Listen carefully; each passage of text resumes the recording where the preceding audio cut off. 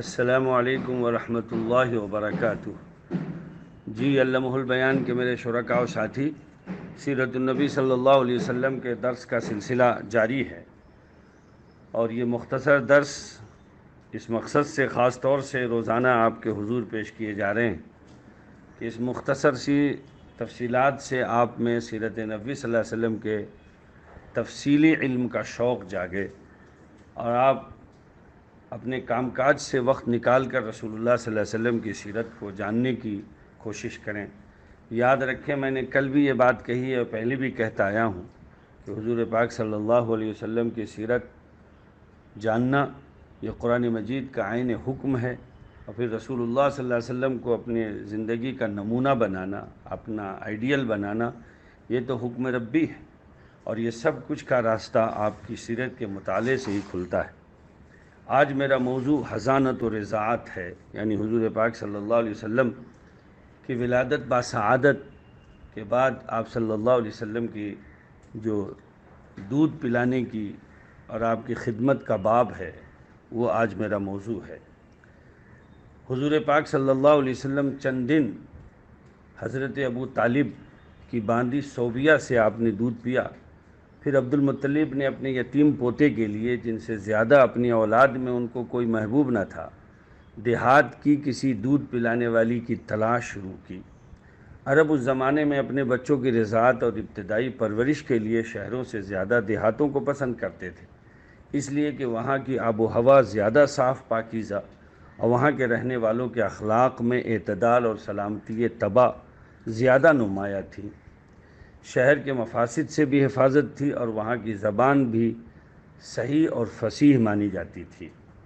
الغرض ولادت باسعادت کے بعد 3-4 دن تک آپ صلی اللہ علیہ وسلم کی والدہ ماجدہ نے آپ کو دودھ پلایا، پھر آپ کے چچا ابو لہب کی آزاد کردہ کنیز صوبیہ نے آپ کو دودھ پلایا۔ آپ کے چچا ابو لہب کو جب صوبیہ نے آپ کی ولادت باسعادت کی خوشخبری سنائی تو ابو لہب نے اس خوشی میں اسی وقت صوبیہ کو آزاد کر دیا، اور صوبیہ ہی نے آپ سے پیشتر آپ کے سگے چچا حضرت حمزہ کو بھی دودھ پلایا تھا، اس لیے حضرت حمزہ سید الشہداء رضی اللہ عنہ آپ کے رضائی بھائی ہیں، اور آپ کے بعد صوبیہ نے ابو سلمہ کو دودھ پلایا۔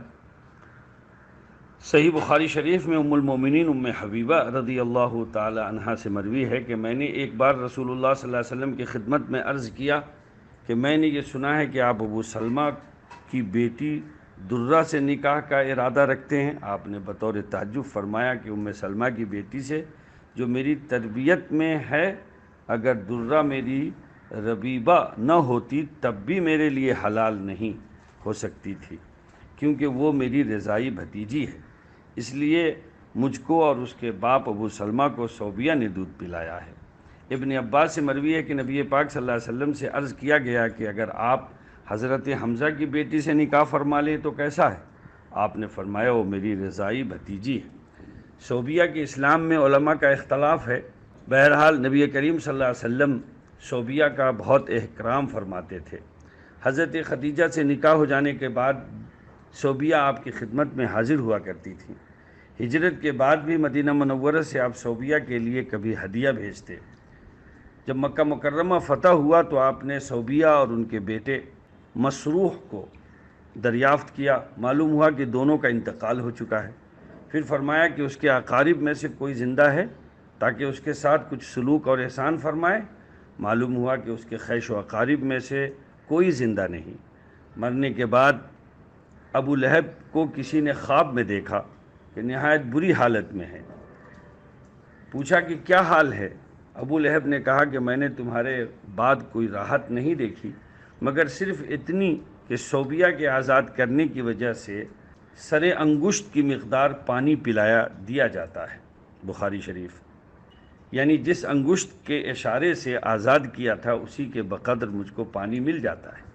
علامہ سہیلی فرماتے ہیں کہ ایک بار حضرت عباس نے ابو لہب کو خواب میں دیکھا کہ بہت ہی بری حالت میں ہے، اور یہ کہتا ہے کہ میں نے تمہارے بعد کوئی راحت نہیں دیکھی مگر یہ کہ ہر دوشنبہ کو عذاب میں تخفیف ہو جاتی ہے۔ فتح الباری۔ صوبیہ کے بعد حلیمہ سعدیہ نے آپ کو دودھ پلایا۔ عرب میں یہ دستور تھا کہ شرفاء اپنے شیرخوار بچوں کو ابتدا سے ہی دیہات میں بھیج دیتے تھے تاکہ دیہات کے صاف و شفاف آب و ہوا میں ان کا نشو و نما ہو، زبان ان کی فصیح ہو اور عرب کا اصلی تمدن اور عربی خصوصیات ان سے علیحدہ نہ ہو۔ حضرت ابو بکر صدیق رضی اللہ تعالیٰ عنہ نے ایک مرتبہ عرض کیا کہ یا رسول اللہ، آپ کی زبان نہایت فصیح ہے۔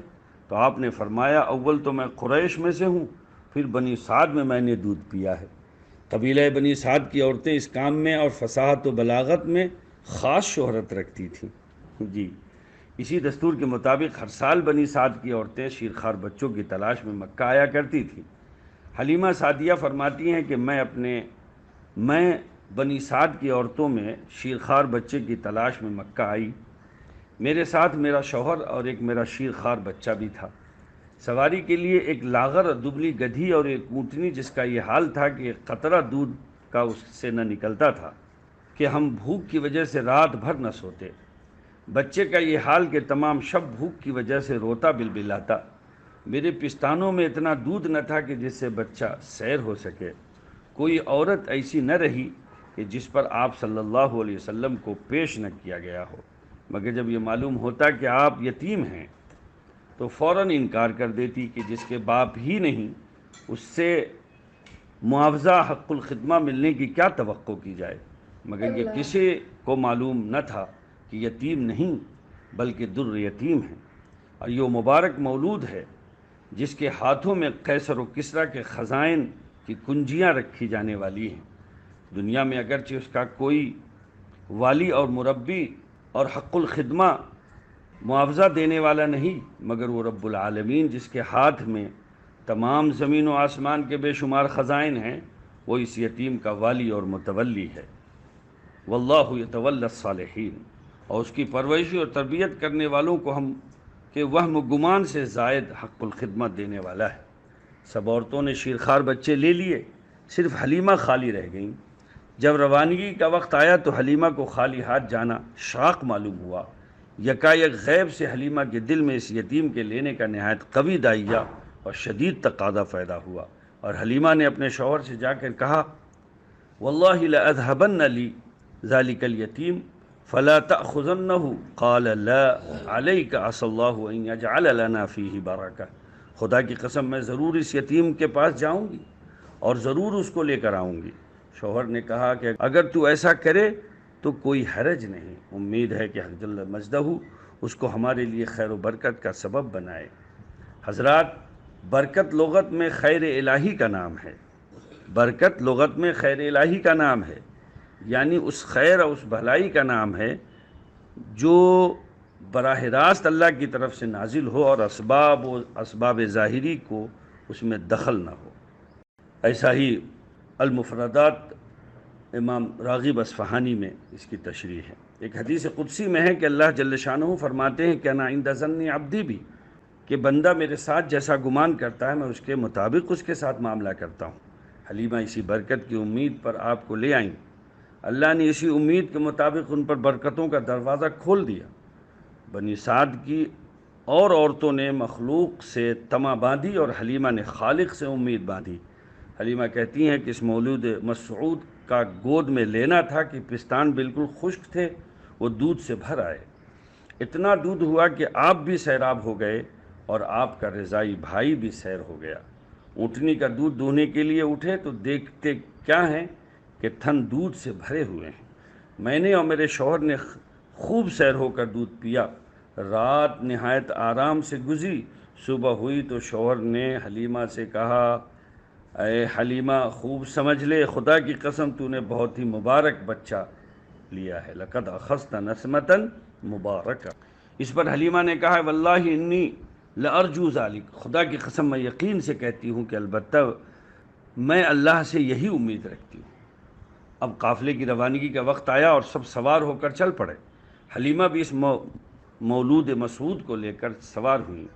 حلیمہ کی وہ دبلی پتلی سواری جس کو پہلے چابک مار مار کر ہکایا جاتا تھا، وہ اب برق رفتار ہے اور از خود چل رہی ہے اور کسی طرح تھامے نہیں تھم رہی۔ اس وقت وہ ایک نبی کا مرکب بنی ہوئی ہے۔ ساتھ والی عورتوں نے پوچھا کہ اے حلیمہ یہ وہی سواری ہے؟ عورتوں نے کہا واللہ اس وقت اس کی شان ہی جدا ہے۔ اسی طرح ہم بنی سعد میں پہنچے۔ حلیمہ کہتی ہیں اس وقت بنی سعد کی سرزمین سے زیادہ کسی جگہ قحط نہ تھا۔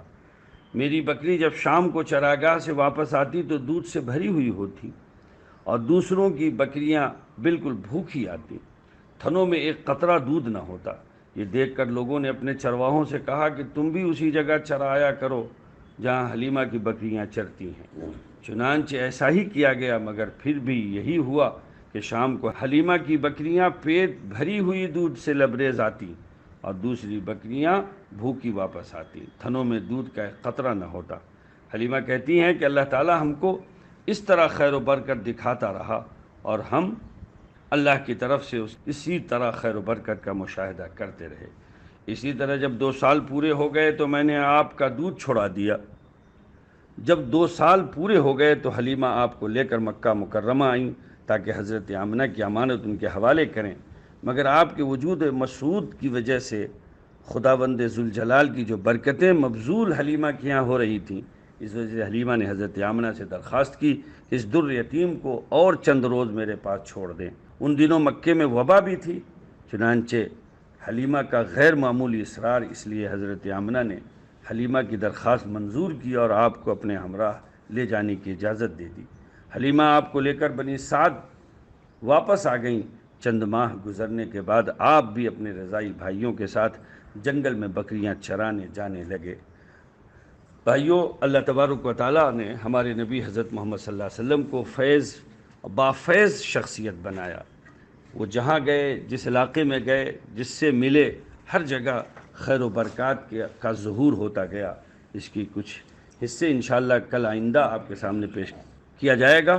اللہ تعالیٰ سے دعا ہے کہ اللہ تعالیٰ ہم سب کو سیرت نبوی صلی اللہ علیہ وسلم کو بار بار پڑھنے، سننے، سمجھنے کی توفیق عطا فرمائے۔ السلام علیکم ورحمۃ اللہ وبرکاتہ۔